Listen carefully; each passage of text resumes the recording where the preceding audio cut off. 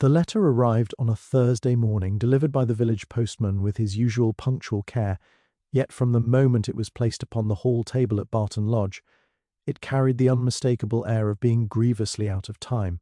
Miss Marple noticed it at once. She had an eye for such things, misplaced teacups, altered habits, and most certainly envelopes that bore an expression of quiet distress.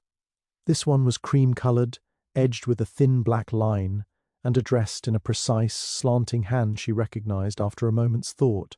Arthur Pembroke of Willow Grange. Dead these 3 days. The village of St. Mary Mead had been in a gentle uproar since the discovery. Arthur Pembroke, a man of modest means but impeccable routines, had been found seated in his study, slumped forward at his desk, a paperweight fallen from nerveless fingers. The door had been locked from the inside, the windows fastened, and the fire reduced to a neat pile of ash. The doctor, summoned at once, declared death by heart failure, though the faint bruise at the base of the skull caused a slight pause and a tightening of lips. It was all very unfortunate, very sad, and most villagers agreed, very simple. Mr. Pembroke had lived alone, argued with no one, and possessed nothing worth stealing. A quiet end for a quiet man, yet the police lingered. Locked rooms always invited lingering. Inspector Slack himself had come down from Much Benham, pacing the study, tugging at his moustache, and declaring the whole affair most irregular. Nothing appeared disturbed, no weapon could be identified beyond the innocuous paperweight, a heavy thing of cut glass that had sat upon the desk for years. If it had struck Arthur Pembroke's head, it had done so gently enough to leave no break in the skin. The bruise, the doctor admitted, could just as easily have come from a fall. It was the letter that altered the atmosphere entirely. Miss Marple turned it over with delicate fingers. The stamp was cancelled 2 days before Arthur's death. The handwriting was undeniably his own, and yet the letter was addressed to her. She hesitated only a moment before opening it. Inside was a single sheet, folded once, the writing neat but hurried, as though the writer had been interrupted by a pressing thought. "My dear Miss Marple," it began, "if you are reading this, I fear I have waited too long. I believe I have made a dreadful mistake, and I am no longer certain whom I can trust. There is something I must tell you, something about the matter of—" The sentence ended abruptly. No signature followed. Miss Marple read it twice, then a third time, her expression thoughtful rather than alarmed. She knew Arthur Pembroke slightly. He attended church, favoured seed cake, and once corrected her on the proper pruning of roses with an earnestness that suggested a man accustomed to exactness. He was not by nature prone to melodrama. For him to write such a letter and to leave it unfinished suggested a disturbance of the most serious kind. By the afternoon the village hummed with fresh speculation.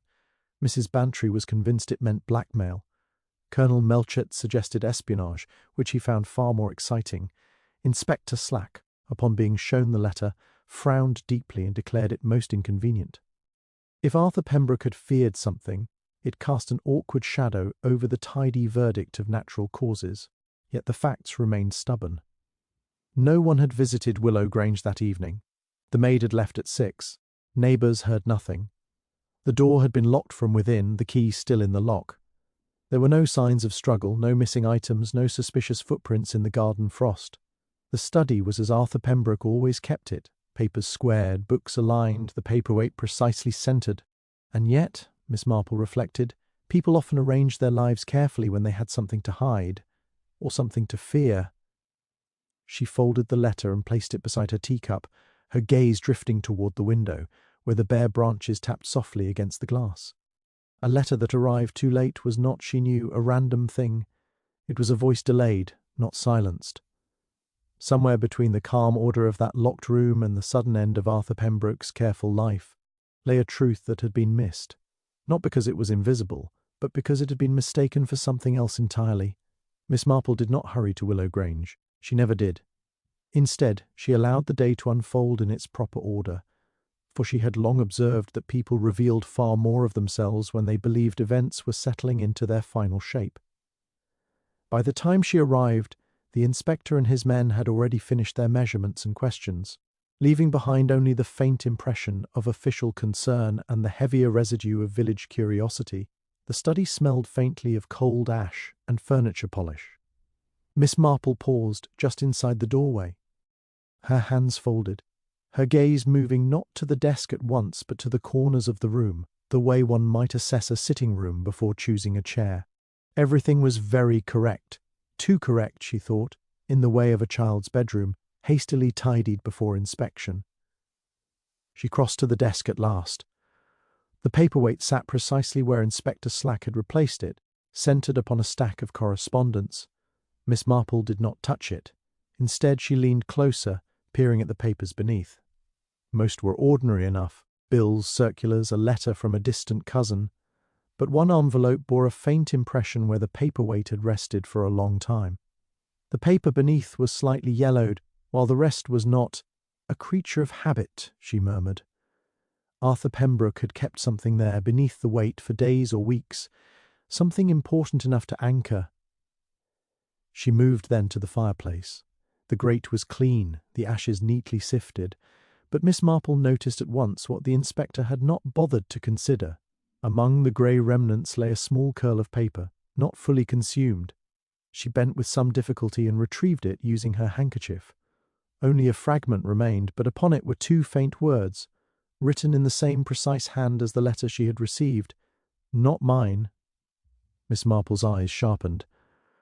People did not burn letters without reason, and they did not write "not mine" unless something had been very much in dispute. Voices approached in the hall. She straightened as Inspector Slack entered, followed by Mr. Griggs, the village solicitor, who looked faintly irritated at being summoned again. "Find anything useful, Miss Marp?" "Lay?" Slack asked, his tone indulgent.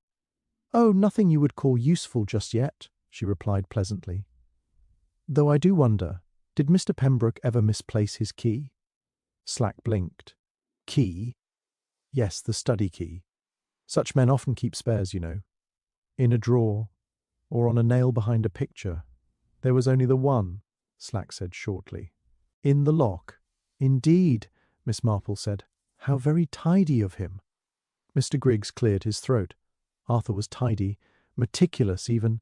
"Ah," Miss Marple said gently, turning to him. "Then perhaps you can explain why his blotting paper was turned upside down." The solicitor frowned. What?" Miss Marple gestured. "The corner is reversed. One does not do that accidentally. It suggests it was removed and replaced by someone unfamiliar with his habits. Someone who wished the desk to appear undisturbed." Slack stiffened. "You're suggesting someone else was in this room?" "I am suggesting," Miss Marple said, "that someone wished it to appear as though no one else had been." They stood in silence a moment. Then Miss Marple turned her attention to the chair. Arthur Pembroke had been found seated, head bowed, hands upon the desk. A peaceful pose, everyone said. Miss Marple touched the armrest lightly. "Curious," she murmured. "The polish is worn here, but not here." She indicated the opposite arm. "He leaned to the right, you see, always, which means when he fell forward, he would have struck the desk edge, not the back of his head." Slack's moustache twitched. Doctors see bodies," Miss Marple said kindly. "They do not always see people." At that moment Mrs. Fletcher, the maid, appeared hesitantly in the doorway. Her face was pale, her hands twisting her apron. I forgot," she stammered. "I should have said before. Mr. Pembroke was upset that evening, asked me if anyone had called while he was out." "And had they?" Miss Marple asked. Mrs. Fletcher hesitated. "A gentleman, well-dressed. He didn't leave a name. Just said Mr. Pembroke would understand." Miss Marple exchanged a glance with Inspector Slack. A visitor unrecorded. A letter burned. A warning sent too late. The room seemed suddenly less orderly, its neatness no longer reassuring but strained, like a smile held for too long. Miss Marple felt with quiet certainty that Arthur Pembroke had not died of a weak heart but of a strong fear, and that someone in St. Mary Mead was already rehearsing a story they hoped would never be closely examined. Inspector Slack wasted no time once the suggestion of a visitor had been voiced aloud. By early evening the drawing-room of Willow Grange had filled with the sort of uneasy assembly that only a sudden death can produce. Neighbours who came ostensibly to help, yet lingered with the faint guilt of curiosity. Miss Marple took a seat near the window, her knitting resting untouched in her lap, her attention fixed not on what was said, but on how it was said. Mrs. Fletcher repeated her story first. The gentleman had arrived just after 4, she said, removing his gloves carefully, his voice calm but insistent. He had not asked to see Mr. Pembroke immediately, only inquired when he might return. When told Arthur was expected by 6, the man smiled, thanked her, and left without another word. "You didn't think it odd?" Inspector Slack asked. Mrs. Fletcher flushed. "People call all the time, sir. Solicitors, but—" "Sinus men." "Yet Mr. Pembroke conducted very little business," Miss Marple observed mildly. The maid glanced at her, startled. "Well, yes, miss." "That's true." Mr. Griggs shifted in his chair. "Arthur was involved in a small legal matter recently," he said, too quickly. "A disagreement over a family document. Nothing serious." "Which document?" Miss Marple asked. Griggs hesitated, then gave a thin smile. "An old letter. No importance now." Miss Marple nodded, though she noticed how his fingers tightened around his hat. Next came Mrs. Alderton from the neighbouring cottage, who claimed she saw no one enter Willow Grange that evening. She was most emphatic about it, repeating herself several times, offering precise times and positions. Miss Marple watched her with interest. Over-precision, she knew, was often the refuge of those constructing rather than recalling. "You were in your garden at dusk?" Miss Marple asked. "Yes, from 5:30 until nearly 7. "And yet," Miss Marple said gently, "your roses were pruned this morning. One cannot do both in fading light." Mrs. Alderton coloured. "Well, I did step inside briefly." "Of course," Miss Marple said, "just long enough to miss something." Colonel Melchett was next, booming and confident, declaring the whole business a storm in a teacup. He had known Pembroke for years, he said, and the man was nervous by nature. Probably frightened himself to death over some trivial nonsense. Miss Marple smiled politely. "Did he mention any such nonsense to you?" The Colonel faltered. "Well, no, but men don't always confide." "No," Miss Marple agreed. "They often write instead." The room grew very still. Lastly came Edward Harcourt, Arthur Pembroke's nephew, newly arrived from London, and dressed in mourning that still bore the creases of the tailor. He expressed shock, regret, and concern in equal measure, offering his cooperation before it was requested. "I was fond of my uncle," he said earnestly, "though we disagreed at times." "About what?" Slack asked. "Family matters," Harcourt replied smoothly. "Old misunderstandings." Miss Marple studied him. His eyes were quick, his answers practised, too practised. "You visited him recently," she said, briefly. "Last week. And were you satisfied with the visit?" Harcourt smiled. "As satisfied as one can be, I suppose." Miss Marple tilted her head. Arthur Pembroke was not a man who inspired vague satisfaction. The smile faltered, just for a moment. As the questioning ended, Miss Marple gathered her things. She had heard enough for now. Everyone had spoken, yet no one had said quite what mattered.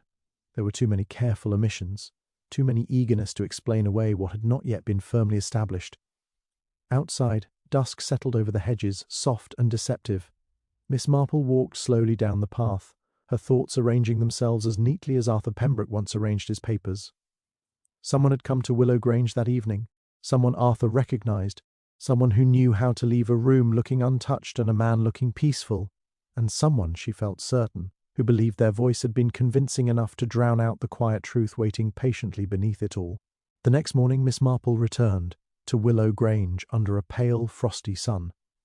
The village had settled into a tentative routine, yet beneath the quiet she sensed the tension lingering, unspoken but tangible, like a mist trapped in hedgerows. She began with the facts. Arthur Pembroke dead, a letter unposted or delivered too late, a visitor unrecorded, and a host of statements that barely scratched the surface of truth. Each person she had spoken with possessed a motive, in one form or another, yet none offered a theory that tied neatly to the circumstances. She started with Edward Harcourt. The young man's grief had been heartfelt, but it was carefully measured, controlled, too controlled perhaps for one who had found his uncle dead on the eve of a matter he claimed concerned family misunderstandings. There was a chance for inheritance, certainly. Arthur Pembroke had been meticulous, yet not extravagant, but in a household as small as Willow Grange even modest possessions could hold symbolic weight. Harcourt, with his London upbringing, seemed used to managing perceptions, and Miss Marple made a quiet note of that. Sense of entitlement, though unspoken, always whispered somewhere in the corners of these things. Then there was Mr. Griggs, the solicitor. A man devoted to his work and to maintaining appearances, he had admitted only fleetingly to knowledge of a family letter, the content of which he claimed was unimportant. Yet Miss Marple had learned, in many quiet afternoons with knitting in hand, that legal men rarely considered anything trivial. There was always leverage, always a reason for secrecy. A document could mean inheritance, an unsettled estate, or the power to embarrass the wrong person. Griggs's eagerness to minimize its importance struck her as deliberate. Mrs. Alderton, ever precise in her recollections, Med at first an innocent observer, but the overconfidence of her timeline suggested she was guarding something. She insisted she had seen no one enter, yet her own presence inside the house, momentarily unaccounted for, introduced a question of timing that could shift suspicion subtly. A neighbour, who pruned her roses while claiming to observe everything, had both opportunity and a certain cunning in hiding it. There were reasons, she suspected, far too personal to reveal in a simple account of garden work. Even the household staff held potential shadows of motive. Mrs. Fletcher had a practical mind and impeccable memory, but she too had omitted small details. The precise wording of the visitor's inquiry, the uncertainty of timing, the hesitance in describing her employer's agitation. Fear can be a motive as sharp as greed or jealousy. Perhaps she had sought to protect someone, or perhaps she feared repercussions should she speak too openly. Motives were rarely singular. They layered upon one another like autumn leaves caught in a gutter. Miss Marple settled herself at the kitchen table, spreading out the notes she had made over her visits. The timing of the visitor, the incomplete letter, the burned fragment of paper, the reversed blotting paper, and the bruise at the base of Arthur's skull. Each element alone suggested possibilities, but together they formed a web. A web that was confusing because each thread belonged to someone different, each connected through private desires and private fears. Greed, fear, jealousy, and loyalty tangled seamlessly, creating a maze in which the truth could hide. She considered Arthur Pembroke himself. Not all motives were external. And as meticulous as he, possessing knowledge or documents that others coveted, could have acted to protect himself in some way. The letter she had received hinted at a discovery that caused him dread, enough that he had begun to write to her before he died. Something unseen, something he had not shared with anyone. That dread, she suspected, had played a role in his final moments, perhaps influencing the way he fell, or how someone ensured his fall appeared accidental. By midday, Miss Marple had begun to assemble a picture of interlocking motives. Harcourt's sense of inheritance, Griggs's concealed knowledge of the letter, Mrs. Alderton's carefully managed observations, and Mrs. Fletcher's omissions each suggested opportunity, yet none could explain the full pattern of events by itself. Every story had gaps, every explanation a tension that did not match the sequence of the evening. One single theory could not suffice. The truth would require untangling not one motive but several, each layered upon the others like a careful stitchwork of intentions. And in that tangled mesh, she felt certain, lay the key to revealing not merely who had been present, but why Arthur Pembroke had died in a way that seemed natural, yet could not have been so entirely by chance. The village outside carried on as if nothing had occurred, children laughing in the crisp air, a cat threading through the frost on the garden path, the post arriving at its appointed hour. And yet inside Miss Marple's mind, the motives and the opportunity twisted and turned, each fragment of truth a guidepost through the maze, each lie a wall that she must skirt carefully. Somewhere within that intricate weave she lay the person who had shaped events so cleverly that even death seemed ordinary. The breakthrough came unexpectedly the following morning. Inspector Slack burst into Willow Grange with the brisk efficiency of a man who had convinced himself that victory was at hand. He held a small envelope in his hand, its edges worn, and a triumphant expression that spread from the corners of his mouth to the tips of his eyes. "Miss Marple, I believe we have it," he announced, setting the envelope upon the desk with a flourish. "A confession, left, we think, by the visitor who called on Mr. Pembroke the night he died. The handwriting matches a sample from Mr. Harcourt's desk at his London residence. There can be no doubt he was here, he acted in anger over a disputed inheritance, and he left too late to explain himself." Miss Marple observed the envelope with the calm patience that had unravelled countless village secrets before. She picked it up delicately, noting the paper's texture, the faint crease marks, the absence of any ink that was truly fresh. She unfolded the sheet and read. The words admitted to entering the study and attempting to frighten Arthur Pembroke, a brief scuffle and a hurried exit. There was remorse expressed, but the letter concluded with a claim that Arthur had collapsed before anything more could occur. Slack's grin widened. "It's all here, Miss Marple. The matter is settled. We can close the case." Yet Miss Marple did not smile. She read the letter a second time, aloud, slowly, savouring each word. Her brow remained lightly furrowed. Something was not as it seemed. She could not place it at first, but the small, nagging detail that set her mind in motion was there, the handwriting. Precise, yes, but too cautious, too careful. Not the frantic scrawl of a man who had acted in sudden anger or fear, but the measured, almost performative script of someone attempting to mimic another's style. Inspector Slack, sensing her hesitation, pressed on. "Miss Marple, surely you see that this explains everything. The key, the letter, the timing. We have our man." Miss Marple folded the paper with care and returned it to the envelope. "Perhaps," she said gently, "but one must always remember that not every confession is genuine, and not every piece of evidence is what it seems. A person with knowledge can craft a story that fits, while the truth remains just beyond reach." Slack waved her off, confident in his triumph. "You worry too much, Miss Marple. All the witnesses are lined now, and the suspect is accounted for."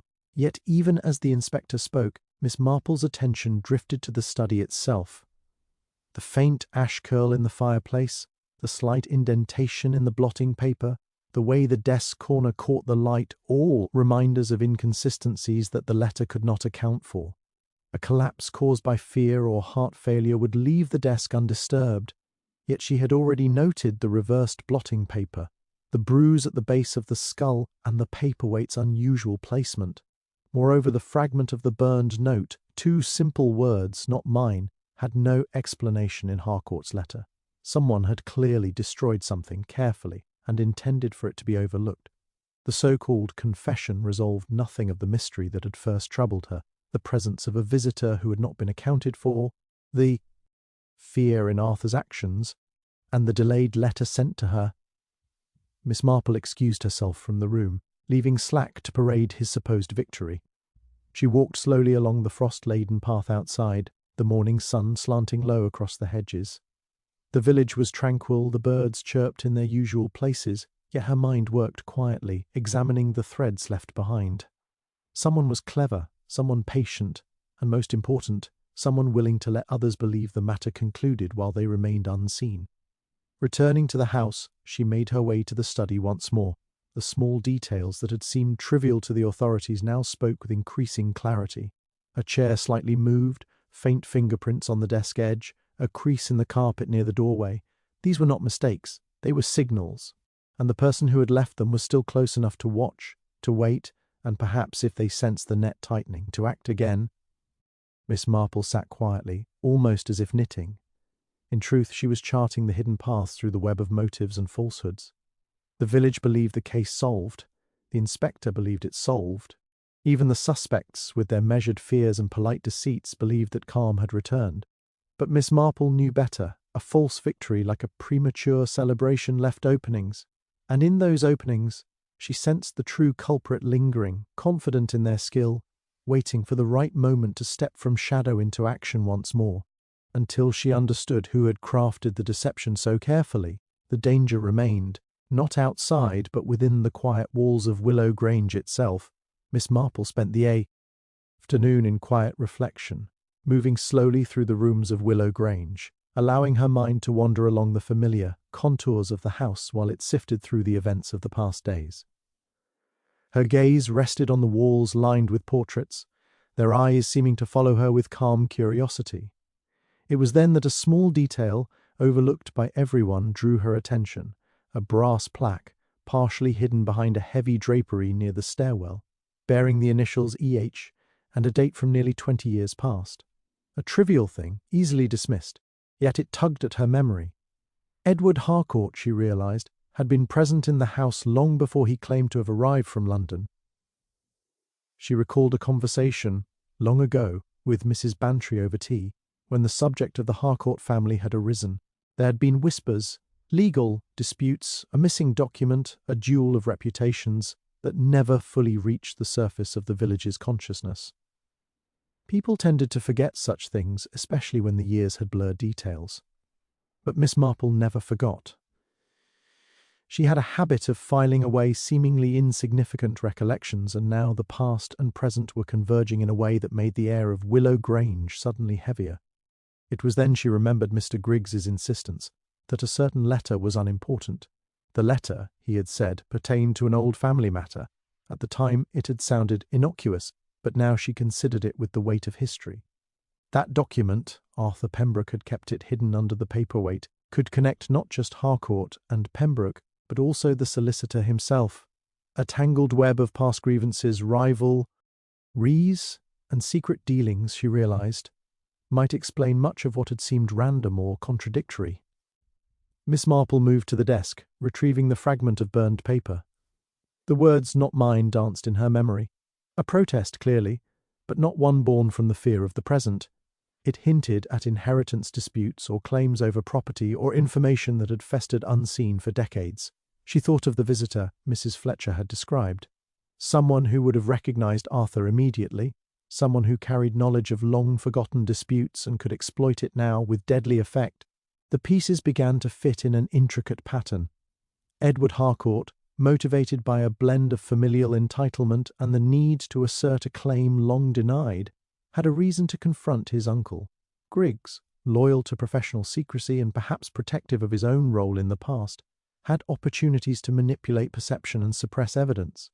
Even Mrs. Alderton, the neighbour so precise in her recollections, might have unknowingly observed or covered a critical detail in her earlier years, her memory now selective without malice, but with consequence. Miss Marple reflected further on the implications of the burned fragment. Someone had tried to erase a piece of history, to disguise a debt owed or a claim denied, to make it appear that the present alone justified the events of the evening. But the past, she knew, had a way of asserting itself. It left traces in handwriting, in nervous glances, in over-explained timelines, and for those skilled enough to see, it whispered the truth. She considered the visitor again. It was unlikely that he had been a mere opportunist.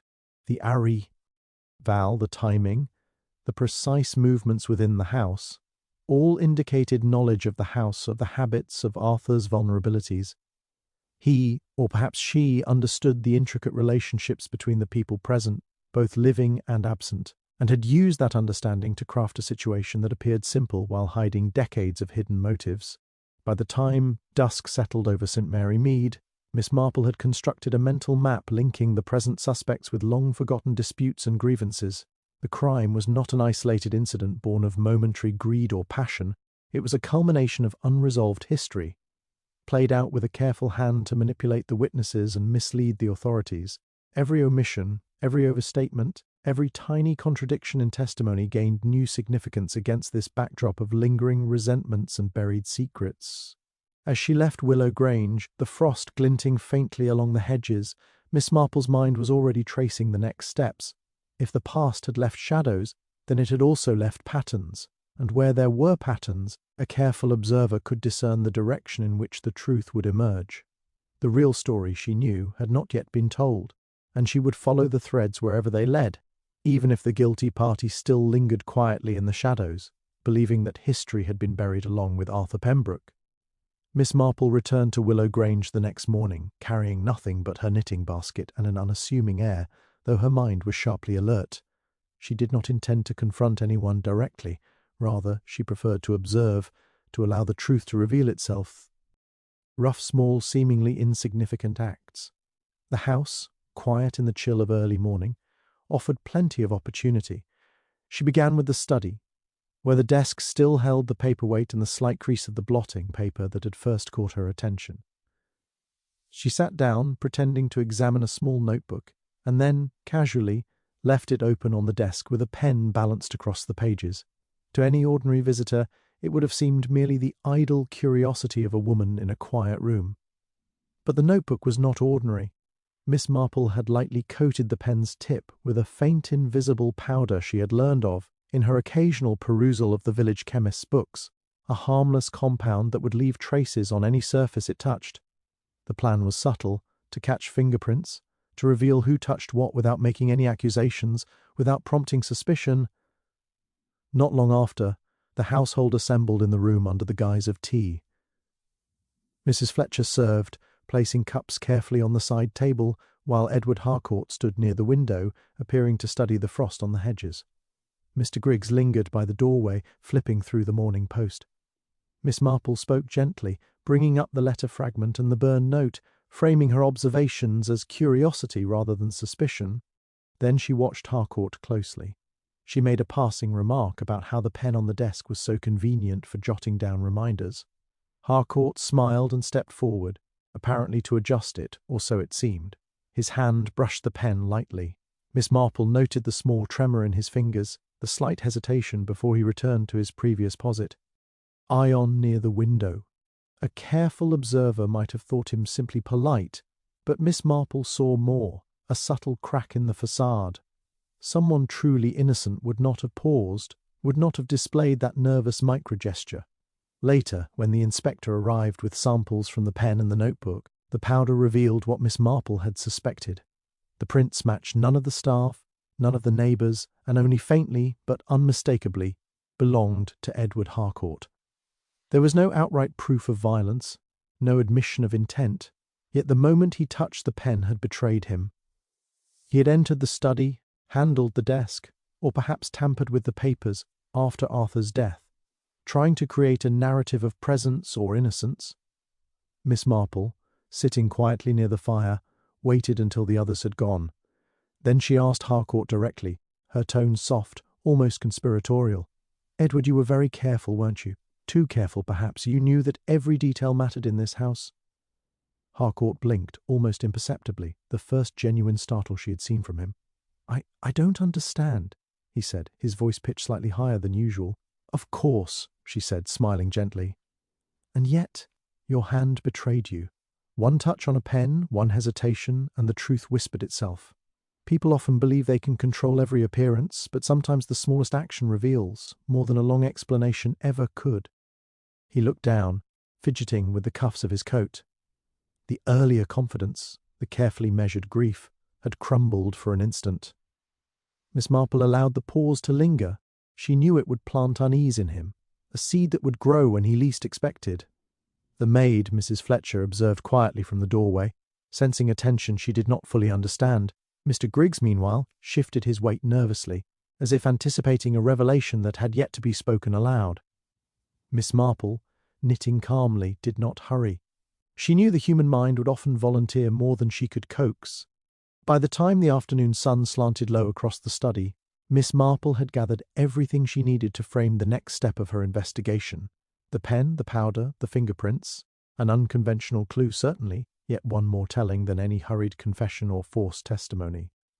It revealed a deception, subtle and hidden, and indicated the precise individual who had moved through the events with calculated caution.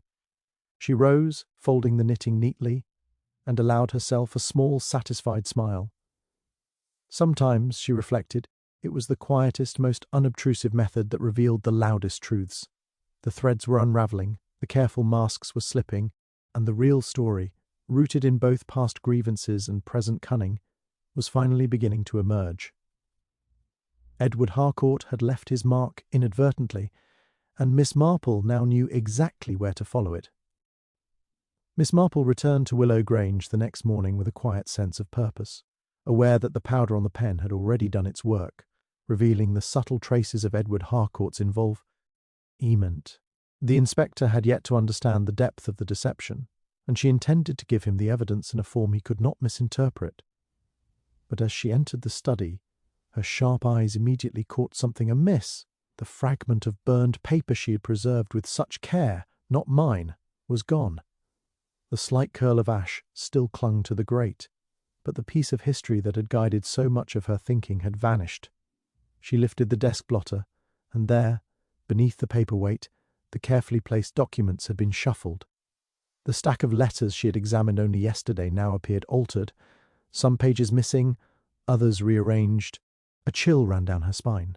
Someone had been in the study after her last visit, tampering with the very evidence she had relied upon to trace the threads of the past. the invisible fingerprints of the pen, the careful disturbances in the papers, all still bore their subtle signs. Yet the key fragment that had connected past and present, the burned note, was gone. Inspector Slack arrived shortly after, puffing with the satisfaction of a man who believed the investigation proceeding smoothly. "Good morning, Miss Marple," he said. "I trust your observations were fruitful?" "Not entirely," she replied evenly, indicating the rearranged papers. "It seems someone has taken an interest in our work since we last visited." Slack frowned. "Taken an interest? You mean the housekeeper, perhaps?" Miss Marple shook her head. "No, this was more deliberate than that. The fragment of paper we needed, one that suggested a hidden connection, has been removed. Someone is trying to prevent us from seeing the full picture. The inspector's—" Round deepened. "Who? Harcourt?"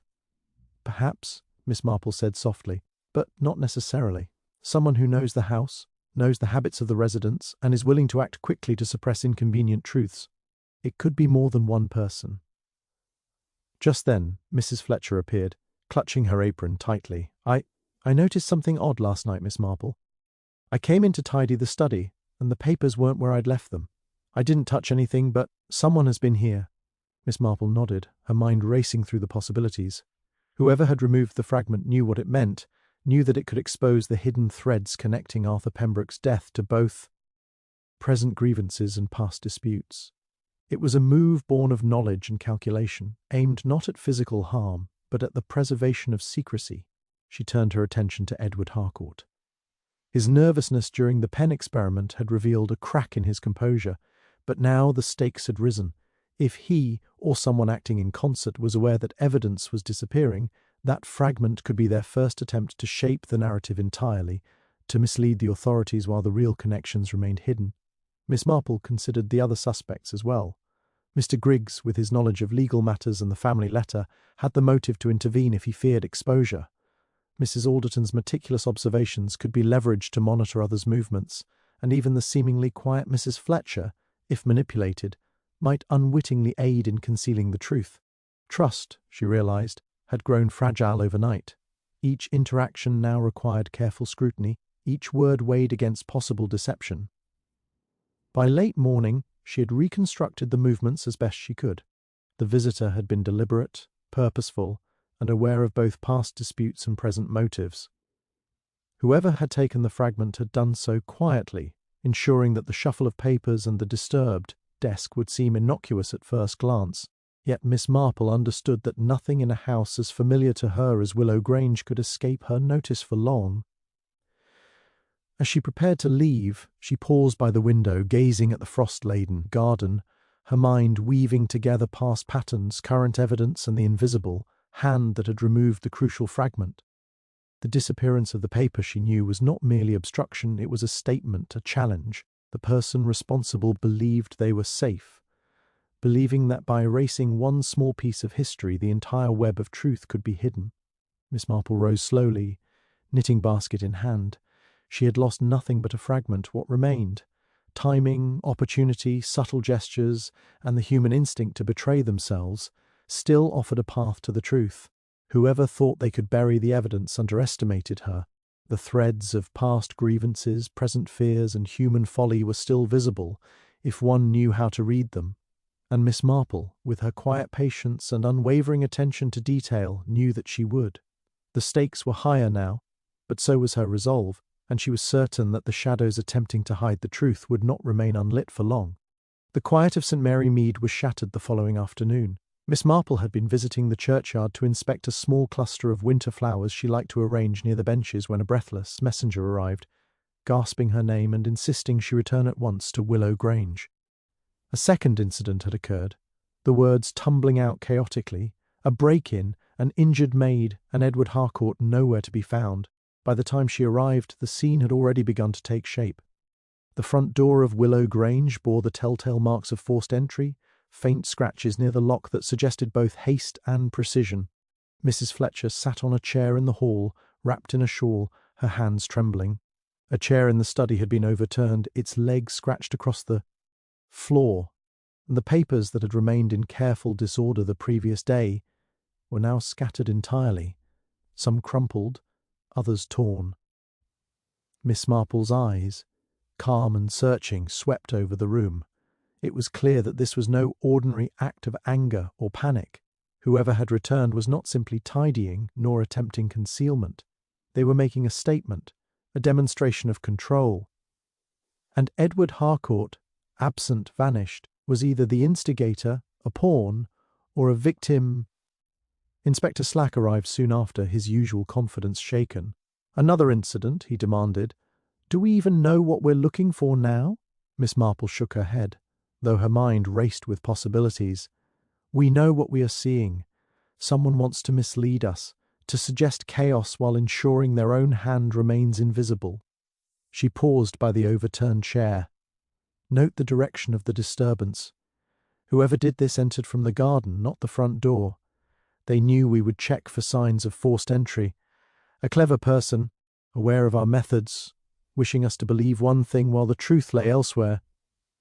Slack's face betrayed both irritation and concern. "So this confirms our suspicion about Harcourt?" "Not entirely," she said. "Harcourt's fingerprints are still on the pen, still on the desk. But absence and presence are often used as camouflage. The person who orchestrated this knew what evidence to leave and what to remove. This is not random. It is deliberate, and it is calculated." Mrs. Fletcher spoke then, her voice small and hurried. I heard a sound, miss. Late last night, a kind of shuffle in the garden.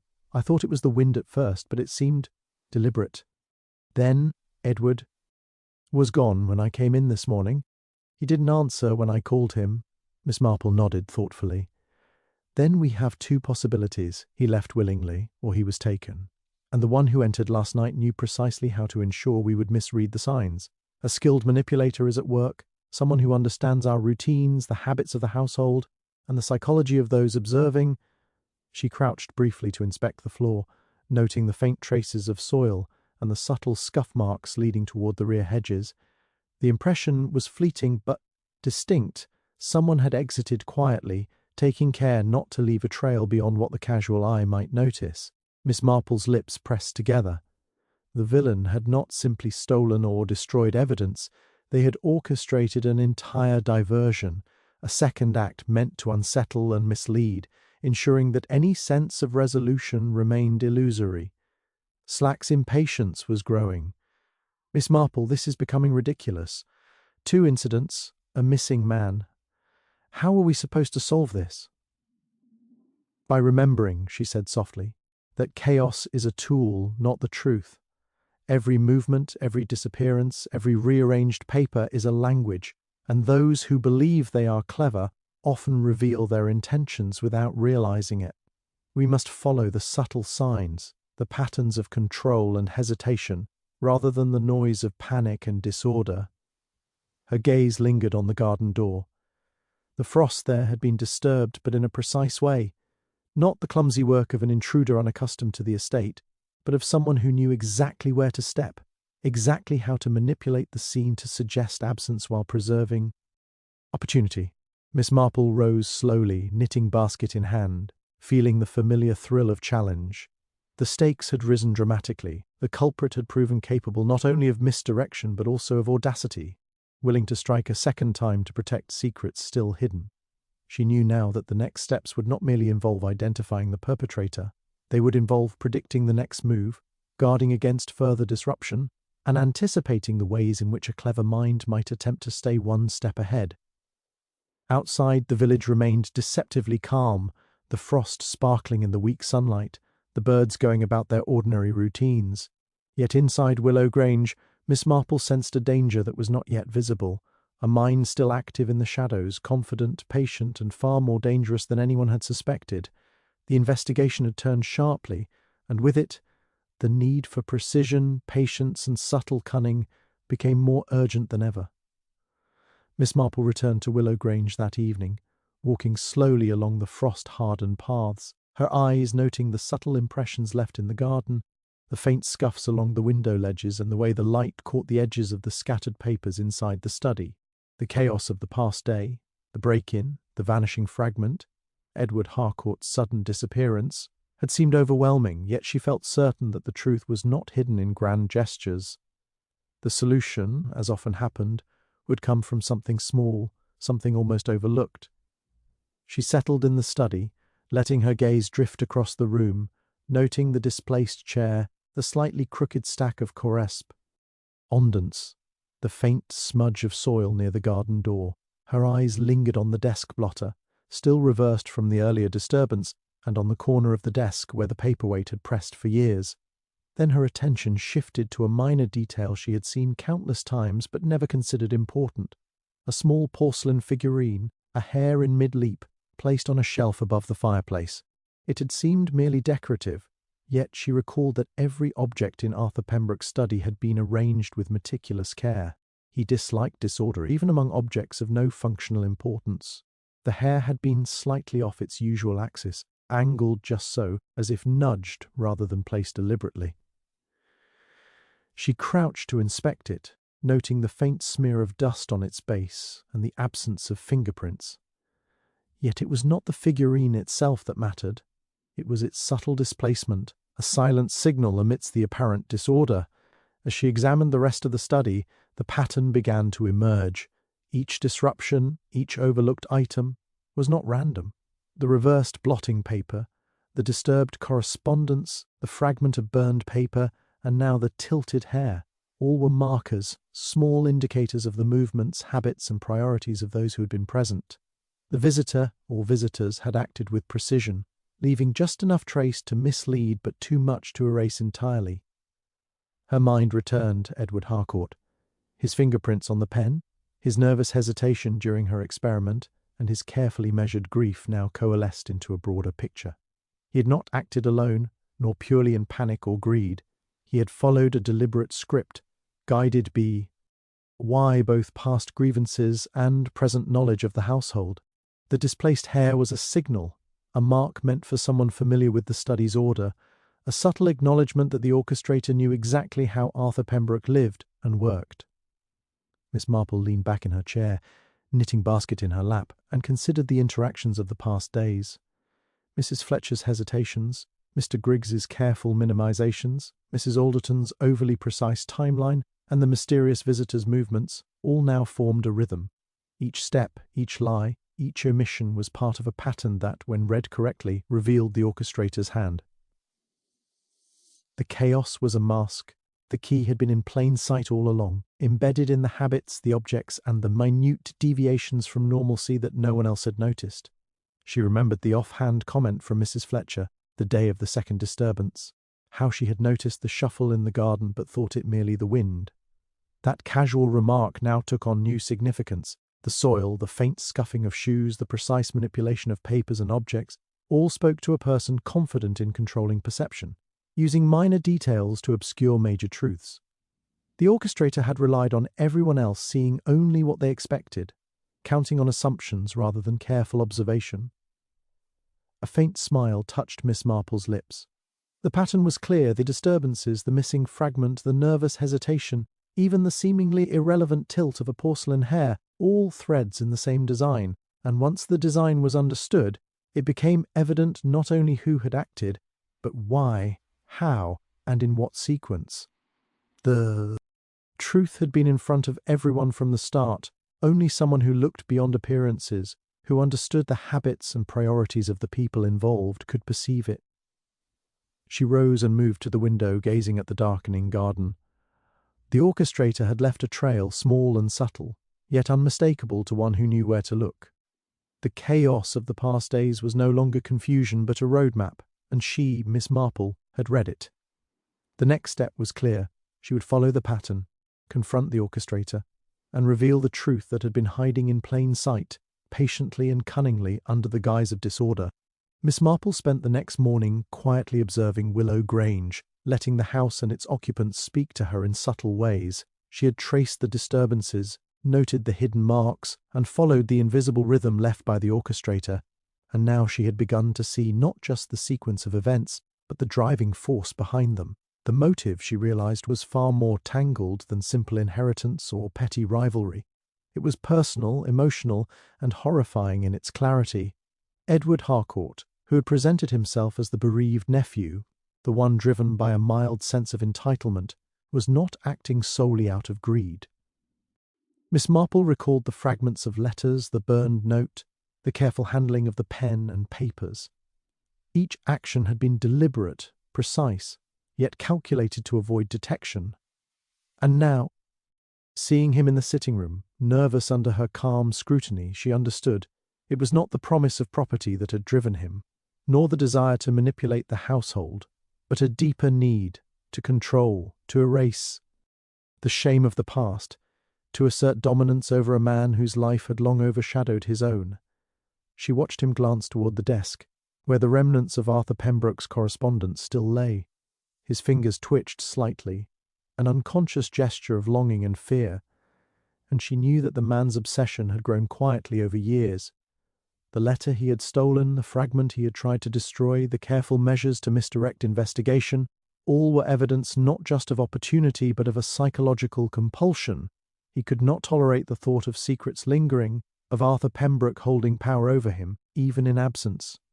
Miss Marple approached him gently. "Edward," she said, her voice calm but firm, "you have been very careful, but carefulness only tells part of the story. One can conceal actions, but one cannot always conceal the reasons behind them." Harcourt stiffened, his practiced composure faltering for the first time. I only wanted to ensure the family legacy was preserved properly," he stammered. She shook her head slightly. "No, it was more than that. You feared exposure, yes, but you feared not being acknowledged, not being seen, not being in control. Arthur Pembroke represented the life you wished had been yours.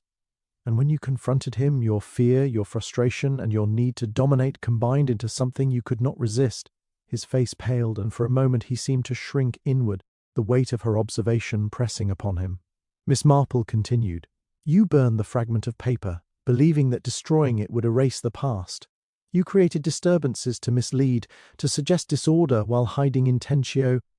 Each small act, the reversal of the blotting paper, the tilt of the hair, the tampering with the letters, was designed to mask a compulsion you could not control." Harcourt's voice was quiet now, almost a whisper. I only wanted him to recognize me, to acknowledge your claim over the past," Miss Marple finished for him. "Yes. But it was never about money alone or simple revenge. It was about asserting yourself, claiming what you felt had been denied to you for too long. And that, Edward, is why you acted with such care and such audacity. It was fear, pride, and obsession intertwined." The truth settled in the room like a sudden chill. The theft of the fragment, the second disturbance, the careful manipulations, all made sense in this light. Harcourt's careful scripting of the events, his attentiveness to detail, even his absence during the afternoon break-in, were all dictated by the compulsion to control the narrative, to correct the perceived injustices of his own history. Miss Marple studied him quietly, noting the tension in his shoulders, the almost imperceptible tremor of his hands. It was not merely a crime of convenience or greed, it was a psychological imperative, a deeply rooted need to dominate and correct the past no matter the cost. The lengths he had gone to, the subtle manipulations, and the courage to stage diversions and mislead authorities all now had a chilling coherence. Inspector Slack arrived then, still brimming with overconfidence, expecting perhaps another step in the routine, and Miss Marple explained calmly, pointing to the sequence of evidence, the gestures, the tiny inconsistencies, and the psychological threads that had motivated them. The inspector listened, astonishment gradually replacing certainty as the deeper motive emerged fully before him. By the end of the afternoon it was clear to all present that Edward Harcourt's crime had never been ordinary. It was the product of an obsession, a carefully cultivated psychological drive, and an unrelenting need to assert dominion over a past that had long haunted him. The truth was unsettling, yet complete. The crime had been orchestrated not merely by opportunity, but by a mind shaped by years of resentment, fear, and desire, a motive hidden in plain sight, yet only perceptible to one willing to see beyond appearances. Miss Marple waited until dusk had settled fully over Willow Grange before she made her move. The house was quiet now, the servants having retired for the evening, the frost glittering faintly along the hedges, and the wind whispering through the bare branches like a faint warning. She had pieced together the pattern, traced the manipulations, and understood the psychology that had driven Edward Harcourt. All that remained was to draw him out, to confront him in a way that left no room for denial or deception. She entered the study as usual, pretending to review the scattered letters once more, and set the scene carefully. The desk was arranged exactly as it had been during her last observation, the pen coated with the invisible powder, the small porcelain hair tilted just so. She placed a lamp on the desk to cast light across the papers in a way that highlighted the slight disturbances she knew Harcourt had made. Every detail was deliberate, the environment itself a trap designed to provoke recognition, guilt, or an impulsive response. A few minutes later, she heard him enter the room. Edward Harcourt moved cautiously, eyes darting to the papers, the desk, the familiar objects. He did not expect her to be alert in such a manner. The subtle confidence he had maintained through the investigation was beginning to crumble. "Edward," she said softly without turning, "you have been very careful, and yet you cannot hide everything.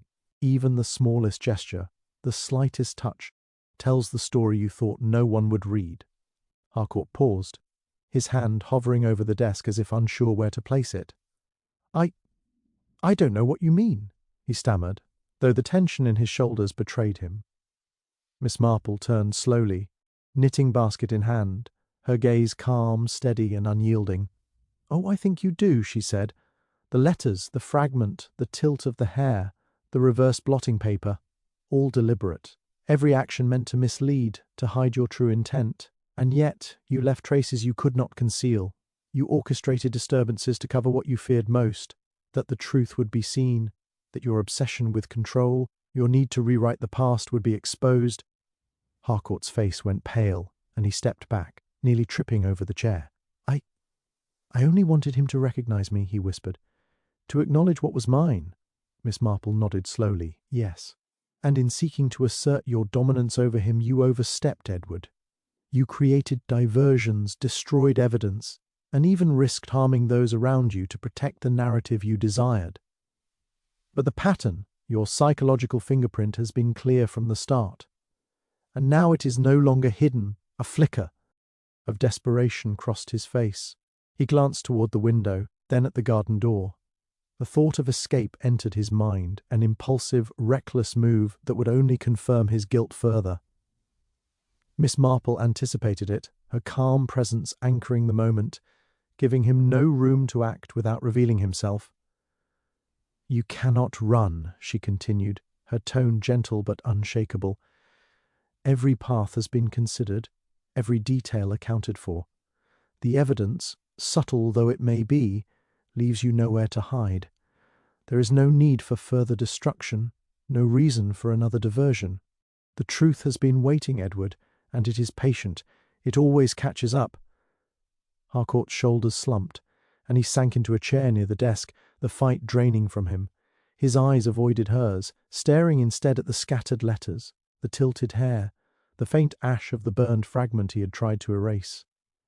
The tension that had carried him through weeks of careful deception now broke under the weight of exposure. "I suppose," he said finally, voice barely audible, "there is no point in denying it any more." His hands trembled as he reached toward the desk, almost instinctively touching the pen, the same pen that had betrayed him earlier. Yes," Miss Marple said, nodding. "I believe you understand now. There is no need for further pretense. Your fear, your obsession, your need to control the past, they have been visible all along, and you have acted exactly as you could not help but act, revealing yourself through what you could not fully conceal." Harcourt's eyes met hers for a moment, a mixture of shame, relief, and resignation flashing through them. Then he sank back fully, silent, finally admitting in action what he could not articulate in words. The trap had worked precisely as Miss Marple had anticipated. No dramatic confrontation, no violence, only the inevitability of recognition. The patterns she had traced, the psychology she had discerned, and the subtle cues she had exploited had cornered the villain completely, leaving him with no choice but to surrender to the truth he could not escape. Miss Marple settled back in her chair, knitting in calm, deliberate rhythm. The final confrontation had passed, and the resolution was now a matter of procedure. Edward Harcourt would face justice, the fragments of the past and present reconciled under her quiet, unwavering observation. The case, with its tangled motives, vanished evidence, and subtle psychological warfare, had reached its culmination, the threads all gathered together into a single, undeniable truth. The house had settled into a tentative calm by the time Inspector Slack escorted Edward Harcourt to the awaiting constables. The evidence had been gathered, the motives laid bare, and the confession, quiet, reluctant, but undeniable, seemed to close the case. Miss Marple remained in the study, her knitting idle in her lap, allowing the room and the still air to speak to her. Everything appeared as it should, the letters stacked neatly, the porcelain hair righted, the desk blotter in its proper position. Yet a small, insistent unease tugged at her mind. She glanced at the hearth, where the faint ash from the burned fragment still clung.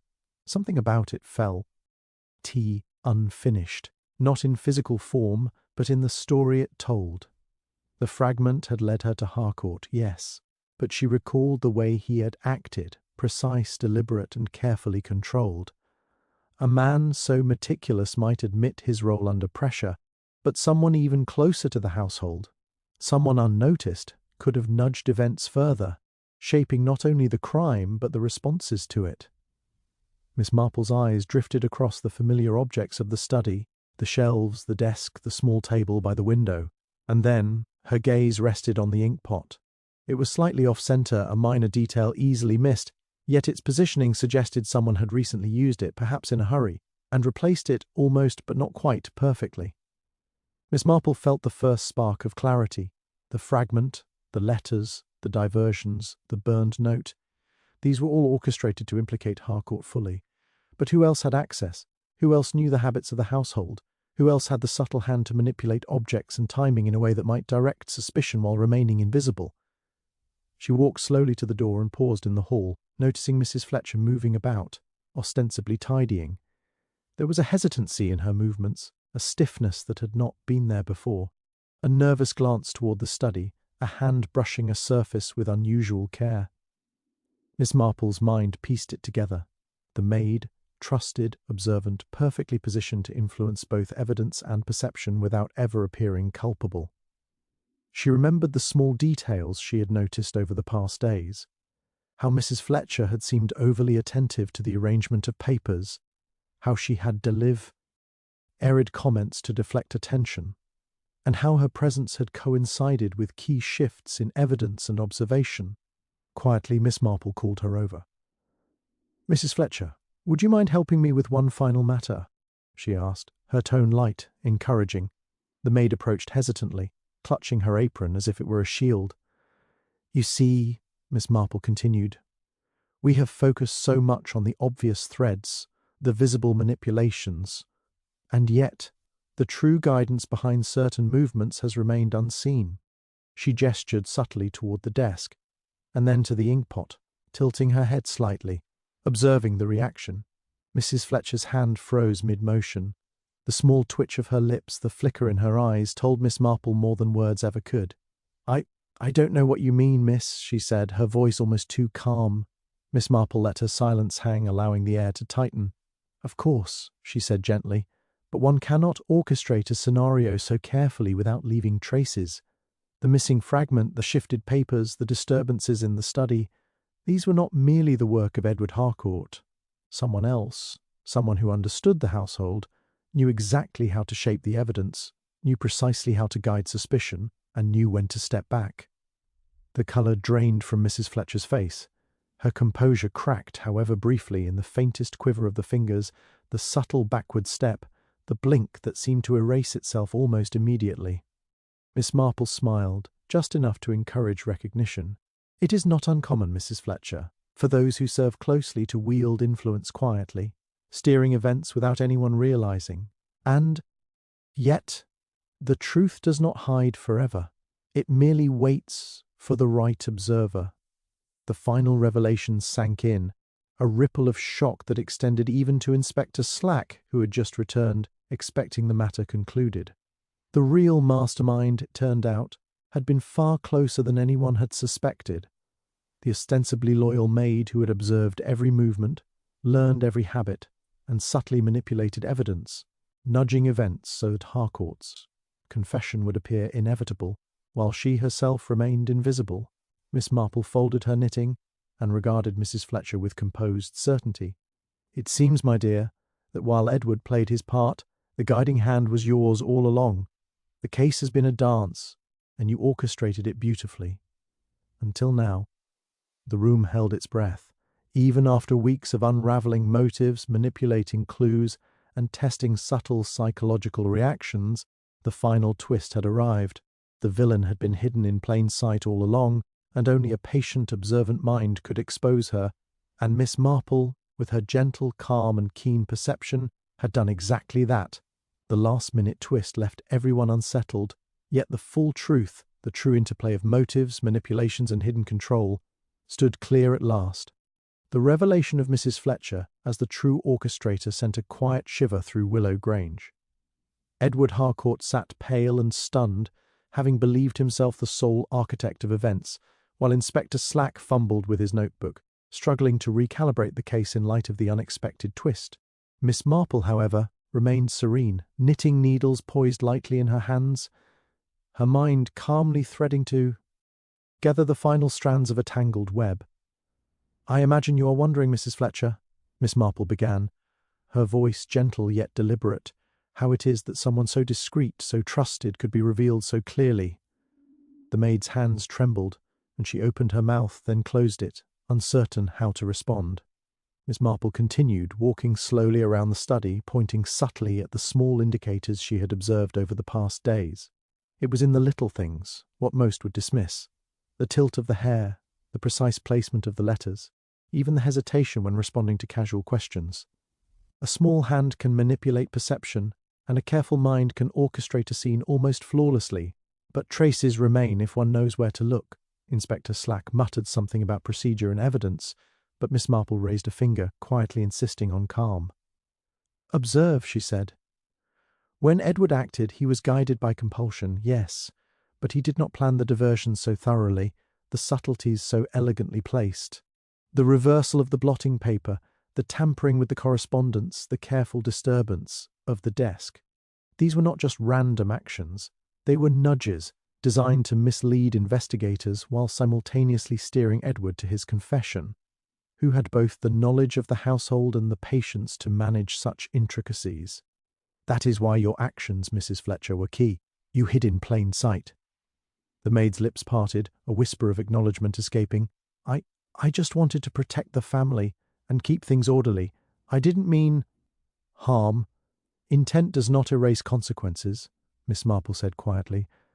"But it does explain why the pattern remained so subtle. You relied on everyone's assumptions, on their blindness to minor details, and for a time, it worked." She paused, allowing the weight of her words to settle. Yet the evidence, though manipulated, spoke in ways that only an observant mind could read. The powder on the pen, the inconsistencies in movement, the faint traces in the garden, all spoke clearly if one knew how to interpret them. "That was how I uncovered the orchestration without alerting anyone to my suspicions prematurely." Slack scribbled notes furiously, clearly realizing how narrowly the case had skirted disaster. Edward Harcourt, still seated, now looked between the two women with a mixture of relief and dismay. He had confessed, yet the greater manipulation had gone unnoticed until this moment. Miss Marple leaned back slightly, folding her knitting. "Justice, as it is called, has been delivered in part," she said softly. "Edward Harcourt will face the consequences of his actions, and the law will determine Mrs. Fletcher's fate. But the moral lesson remains. Human motives are never simple, and the cleverness of one mind can often shield another's misdeeds, at least temporarily. Only by careful observation, patience, and the willingness to notice the small and seemingly insignificant can one hope to unravel such a design." Mrs. Fletcher sank into a chair, pale and silent, realizing that the quiet vigilance of her employer had outmatched the careful manipulations she had counted on. Edward, for his part, finally exhaled, the burden of confession and revelation settling over him like a weight he could not lift. As Miss Marple prepared to leave the study, she glanced once more at the porcelain hair, the slightly shifted blotter, the faint ash in the hearth. Each tiny clue, once overlooked by the authorities, had been a thread leading to the full truth. She smiled faintly to herself. People believe they can hide the patterns of their own making, she murmured, but the past and the present, when observed carefully, always leave their mark. Outside, the frost still glittered over the hedges, and the village appeared serene, as if unaware of the subtle wars waged within its quiet homes. Justice had been served, though not in a simple, tidy fashion. The real triumph lay in understanding, the revelation of motives, the recognition of deception, and the quiet satisfaction that truth, no matter how carefully obscured, had been revealed by one who had the patience and the perception to see it. And as Miss Marple stepped onto the garden path, her knitting basket swinging lightly, she knew that even in St. Mary Mead, where things often seemed tranquil, human cunning and frailty would always leave threads for the observant to follow. She had been one step ahead, as always, and the delicate balance of justice, served, observed, and understood, remained intact. For now. Miss Marple stepped out into the chill of the late afternoon, her knitting basket swinging lightly at her side, and allowed herself a slow breath of crisp air. Willow Grange had returned superficially to calm. The letters were gathered, the papers stacked neatly, the hearth swept, and the two key figures of the drama, Edward Harcourt and Mrs. Fletcher, were now in the hands of the authorities. Yet beneath the apparent order, a faint sense of unease clung to the corners of the estate. As she walked along the frost-lined garden paths, her eyes caught the smallest of irregularities, a faint set of footprints near the boundary of the hedge, partially erased by the wind but still discernible to one who knew where to look. They led neither toward the road nor toward the house, vanishing instead into a patch of scrub behind the orchard. Miss Marple paused, noting the subtle way the snow had settled over them, the slight disturbance suggesting that someone, perhaps an observer of the events she had just unravelled, had been watching, unseen and careful. The wind rustled through the trees, carrying the distant sounds of village life, but Miss Marple's attention remained on the patterns of motion beneath her feet. She recalled the final moments in the study, the tilt of the porcelain hair, the ash of the burned fragment, the subtle smudges on the pen and blotter. Everything had led to the resolution of Harcourt's and Mrs. Fletcher's schemes, yet she could not shake the feeling that one small detail had not yet been accounted for. It was not urgent, not immediately consequential, but it had a rhythm that suggested something unfinished. Her gaze fell to the edge of the garden path, where a scrap of paper had been swept by the wind into a corner near a rosebush. Picking it up, she saw only a fragment of words, a portion of handwriting she did not immediately recognize. The letters were smudged, perhaps by moisture, but a single line stood out. "Remember what lies beneath." It was unsigned, cryptic, and seemingly unrelated, yet its placement in the garden, so near the scene of the earlier disturbances, suggested intent.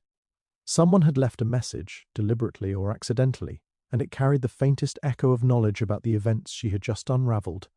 Miss Marple tucked the fragment into her coat pocket, her mind already racing with possibilities. Perhaps it was a warning, or a taunt. Perhaps it was nothing at all, yet she knew better than to dismiss such a detail.